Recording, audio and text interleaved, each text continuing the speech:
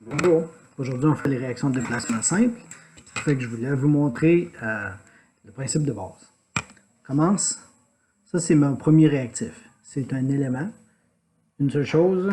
Puis j'ai maintenant mon deuxième réactif qui est un composé. La raison lui c'est un élément, c'est à cause c'est formé, rappelez-vous, juste d'une sorte d'atome. Puis celui-là c'est un composé parce qu'il est formé de deux parties. Généralement, un côté positif, le cation, puis un côté négatif, l'anion. Ils sont composés ensemble pour former un composé. Fait que la réaction de déplacement simple, c'est tout le temps lorsqu'un élément, qui est tout seul, prend la place de un des deux éléments dans le composé. Ça fait que ce qui arriverait dans ce cas ici, c'est qu'il y aurait une réaction où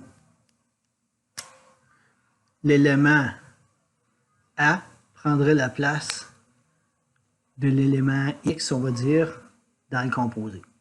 Fait que là, ici, on change de place. Ça, c'est une réaction de déplacement simple. Essentiellement, tu peux voir ça un petit peu comme ça, c'est un couple, côté positif, côté négatif. Ça, c'est un élément seul. Lui, on va dire, si c'est un métal, il peut former un cation, peut donner un positif. Lui, ici, tu as le cation puis l'anion. Mais le cation peut prendre la place de l'autre. C'est comme si c'était un couple, puis tu avais quelqu'un qui était célibataire qui prenait la place. Qui prenait la place de une des personnes dans le couple.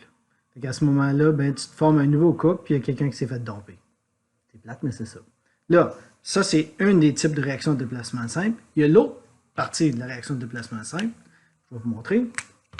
Cette fois-là, au lieu d'être le cation qui remplace un autre cation, ce serait l'anion qui prendrait la place d'un autre anion. Fait si dans le premier cas, mon couple, c'était un gars et une fille, puis qu'il y a un gars qui prend la place du premier gars, puis qu'il y en a un qui se fait domper, mon deuxième exemple, ce serait encore un couple d'un gars et une fille, mais cette fois-là, ce serait la fille qui prend la place de l'autre fille. Puis l'autre fille se fait domper. Ça, c'est l'analogie et les réactions de déplacement simple. Bon, la partie importante de tout ça, c'est que tu vas toujours avoir une réaction qui est formée d'un élément, soit un métal, du fer, de l'aluminium, de l'or, et un composé ionique.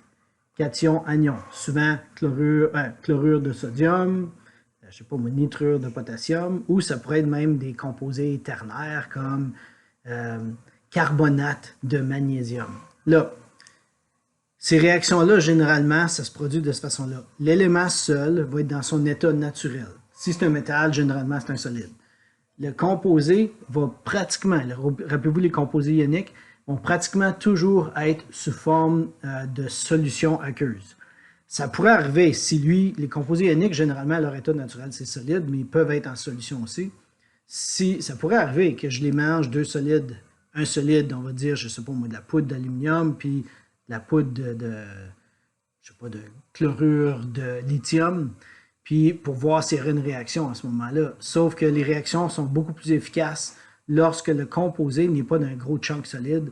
Lorsqu'il est dissous dans l'eau, la réaction se fait beaucoup plus facilement. Ça fait, rappelez-vous, tout le temps, le composé va être 99,9% du temps en solution aqueuse, puis lui va être dans son état naturel. Si c'est un métal, c'est presque toujours solide.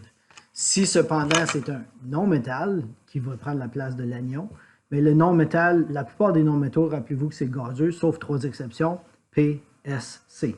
Pas si compliqué. Le carbone est solide, le soufre aussi, puis le phosphore aussi. Vous pouvez le voir aussi si tu regardes dans le tableau périodique qui est en noir, ceux-là. Puis rappelez-vous aussi, le carbone, son état naturel, quand il est tout seul, c'est du carbone C. Quand le soufre, c'est du S8.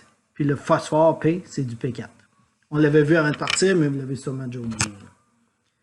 Puis la dernière chose, à propos des réactions de déplacement simple, c'est pas juste que c'est un élément et un composé. Il faut absolument que l'élément qui est tout seul soit plus réactif que l'élément qu'il veut déplacer dans le composé. L'analogie, ce serait, je pense pas que Pee Wee Herman serait capable de bumper Arnold Schwarzenegger d'un couple. Il serait sacré de voler.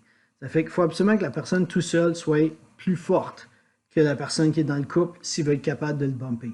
En d'autres mots, il y a certaines réactions de déplacement simple que même si on a un élément avec un composé qui n'auront pas lieu si l'élément est moins fort que l'autre élément similaire dans le composé.